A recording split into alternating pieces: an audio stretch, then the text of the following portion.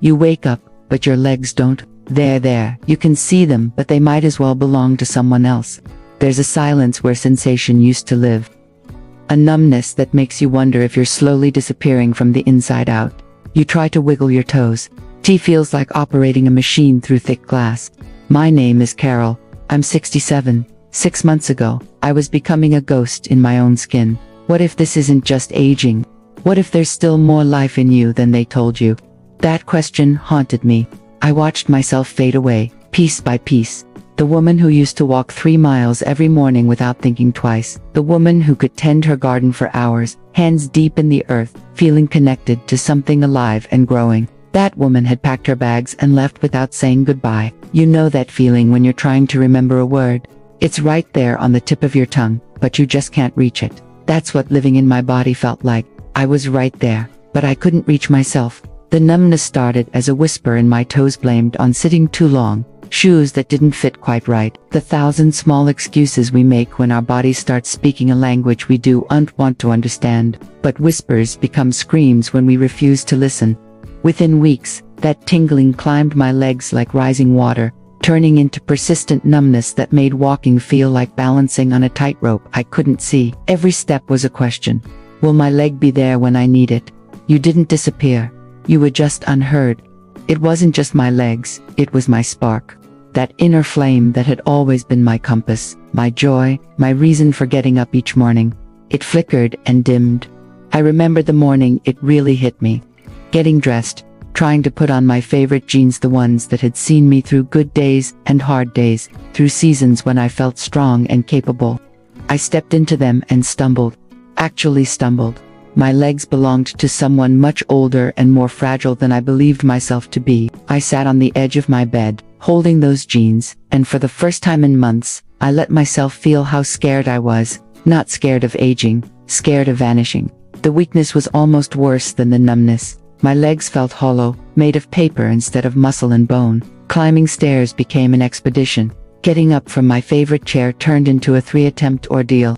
But the cruelest part was how I started shrinking my life to fit my shrinking body. I stopped suggesting evening walks with Jim, declined invitations to the farmer's market, to garden club meetings. All the small rituals that had made me feel connected to the world disappeared. Even fog has a sunrise. Jim noticed, of course. The woman he'd been married to for 43 years was fading before his eyes. "You seem tired," he'd say gently.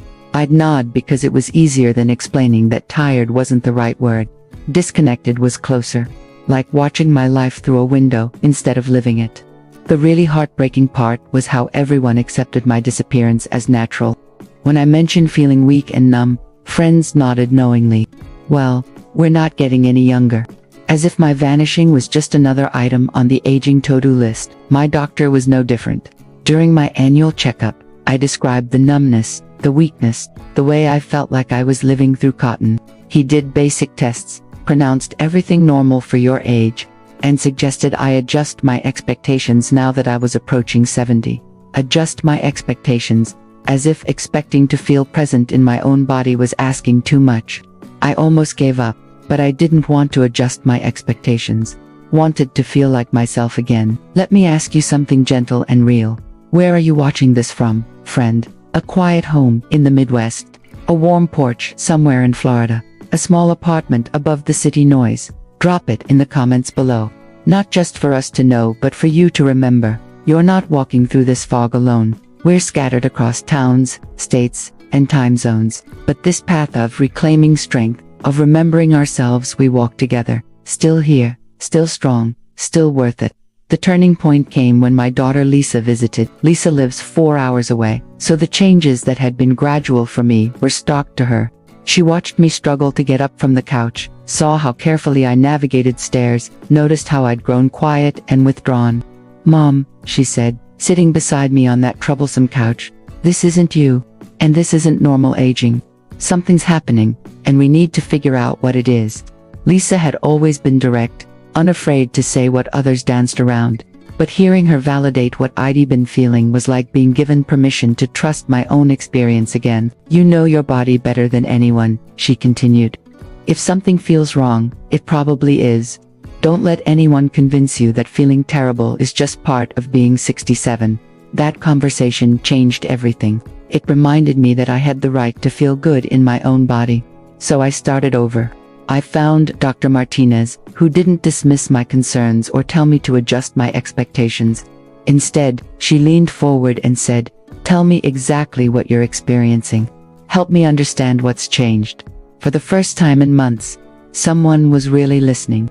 Not just to my symptoms, but to my story. Dr. Martinez ordered comprehensive tests: vitamin levels, thyroid function, blood sugar patterns, inflammatory markers. She treated my experience as valuable information rather than inevitable decline. When the results came back, she called personally. "Carol, I think I know what's been happening to you. Your vitamin B12 levels are severely deficient. So low, they're affecting your nervous system and your body's ability to produce energy." B12 deficiency, something so simple, so treatable, had been stealing my life away one numb day at a time. The numbness in your legs, the weakness, the fatigue, that feeling of disconnection, these are classic symptoms of B12 deficiency, affecting your nervous system, she explained. Your body has been trying to tell you it needs help. The message just got lost in assumptions about aging. She explained that B12 deficiency is incredibly common in adults over 60, but often overlooked because symptoms develop gradually. Our bodies become less efficient at absorbing B12 as we age. But here's what gave me hope. B12 deficiency, even severe deficiency, usually responds very well to proper treatment. "We caught this," Dr. Martinez said, "and now we can fix it. You should start feeling more like yourself within a few weeks. Your body remembers how to heal. It was just waiting for you to listen." Treatment started with weekly B12 injections, a simple shot that carried the promise of feeling human again. I was skeptical. After months of disappearing, it was hard to believe something as simple as a vitamin could bring me back to myself, but I was desperate enough to try.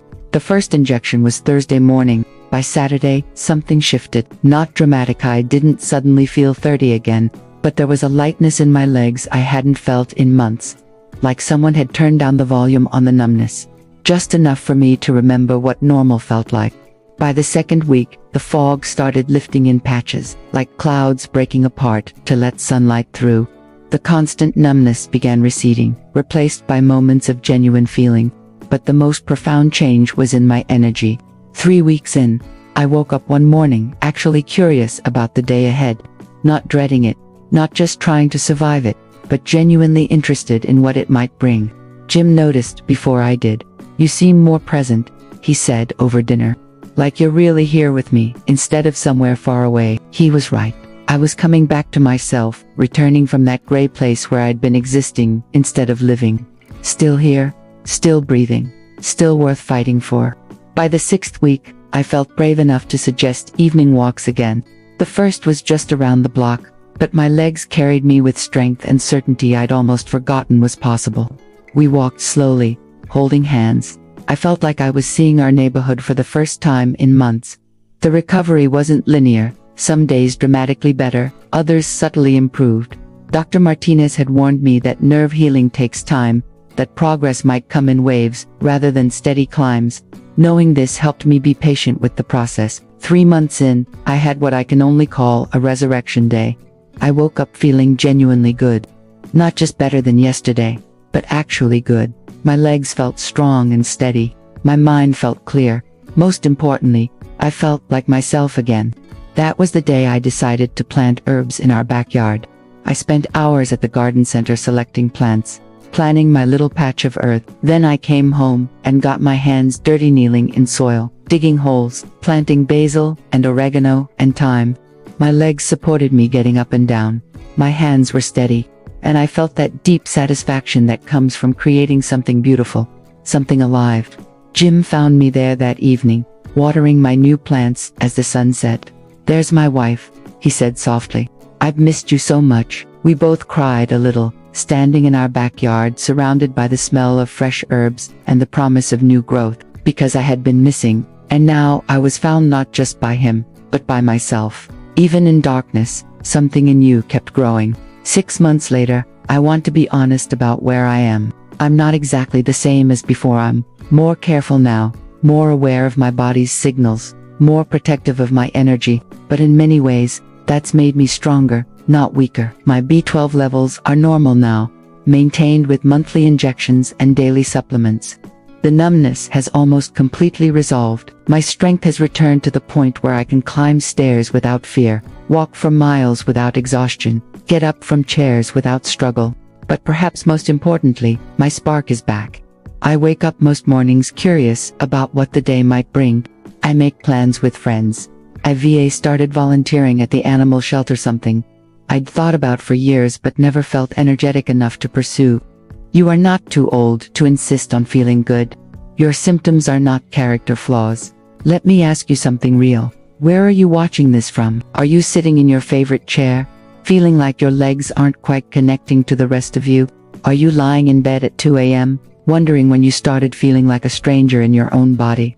If my story sounds like yours, if you're re-dealing with numbness or weakness or that terrible feeling of slowly fading away, I need you to hear this. You don't have to accept these symptoms as the price of getting older. The first thing I want you to do tonight is simple but powerful.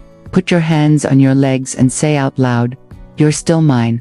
We're still here together." It's a small act of faith in your body's wisdom. Tomorrow, write down 3 symptoms you've been dismissing as just aging. Take that list to a doctor who will listen. Your future self is waiting. If you decide to pursue testing for B12 deficiency, know that standard blood tests aren't always enough. Sometimes doctors need to test for methylmalonic acid and homocysteine, which can reveal functional B12 deficiency. Even when basic B12 levels appear normal, several factors increased risk as we age. Medications for heartburn or acid reflux, metformin for diabetes, gastric surgery, vegetarian diets, but even people without obvious risk factors can develop deficiency. The symptoms are varied and subtle beyond numbness and weakness.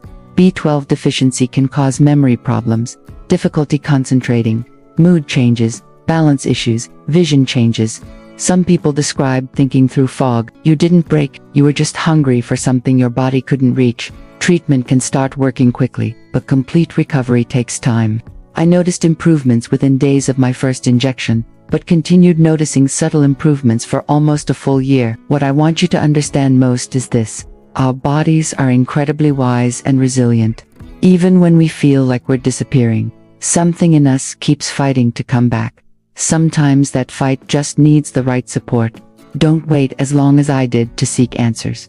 Don't let anyone convince you that feeling half alive is just part of getting older. You deserve to feel vibrant and present in your own life. You deserve to wake up and recognize yourself. You deserve legs that feel like they belong to you, energy that carries you through your days, and that inner spark that makes life worth living. Even fog has a sunrise. Even numbness remembers how to feel. Find a healthcare provider who will listen to your story, not just your symptoms. Insist on comprehensive testing. Don't accept vague explanations or dismissive attitudes. Remember, you know your body best. You deserve to feel good. Sometimes the answer is simpler than you expect, but it requires the right testing and the right doctor to find it. You are still here. You are still breathing. You are still worth every effort it takes to feel like yourself again. Your story isn't over. Sometimes it's just waiting for the right chapter to begin. Tonight's small act of reclaiming. Before bed, put your feet flat on the floor and say, "I still care about you. We're not giving up." And if someone came to mind while reading this, send them this story. A sister, a neighbor, a friend who's been quiet about their struggle. We don't just want views, we want healing. Still here, still breathing, still worth it.